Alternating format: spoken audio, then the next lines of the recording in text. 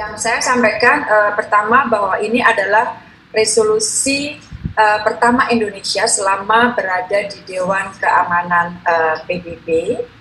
Terus kenapa resolusinya mengenai masalah women di dalam peacekeeping operation PBB?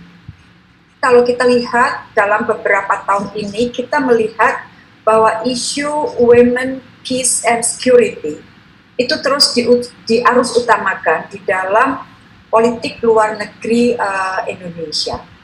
Kita melihat bahwa perempuan selalu menjadi bagian dari solusi.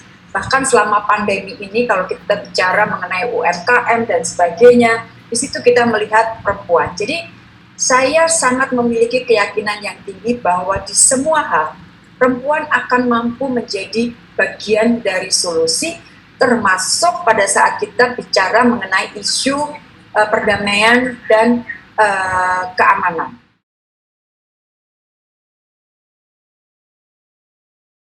Mengunjungi para peacekeepers kita di misi-misi PBB.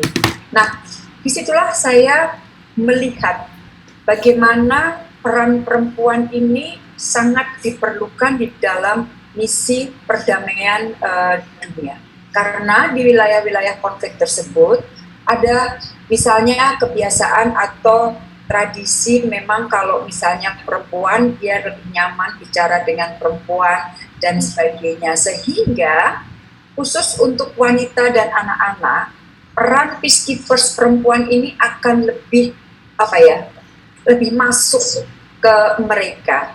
Belum lagi yang namanya pelayanan kesehatan, kemudian untuk psychological healing akibat konflik, karena kan banyak sekali konflik ini meninggalkan bekas luka psikologis yang dalam yang perlu dikeluarkan, ditreat dan sebagainya, sehingga mereka itu dapat memulai sebuah kehidupan baru yang penuh dengan hope.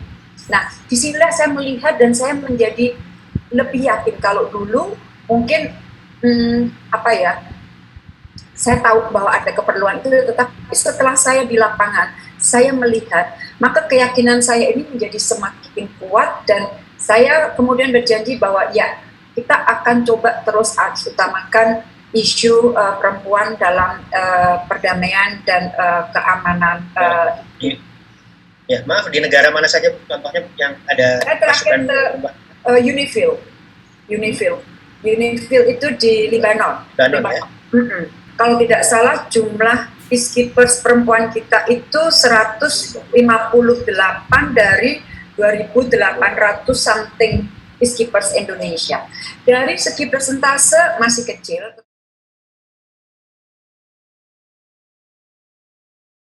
Sejauh ini komitmen yang sudah kita bisa amankan untuk 2020 itu 20 sampai 30 juta.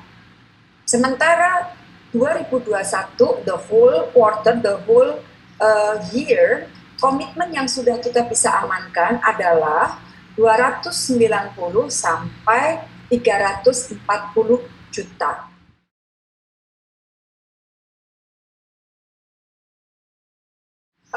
Dari Tiongkok dan juga dari UAE. Nah, kita selain dua negara tersebut, dari sejak awal kita sudah bicara dengan banyak pihak, termasuk misalnya dengan pihak AstraZeneca, dengan pihak Imperial College London ICL, dan dengan pihak-pihak lain. Itu di track bilateral.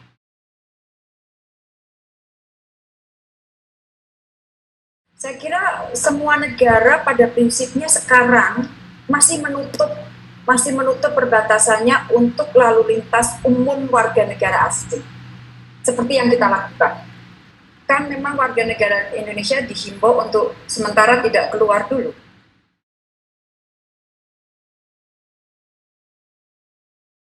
Energi kita fokuskan untuk penanganan COVID dan untuk mengelola dampak sosial ekonominya. Jadi energi kita fokuskan di situlah.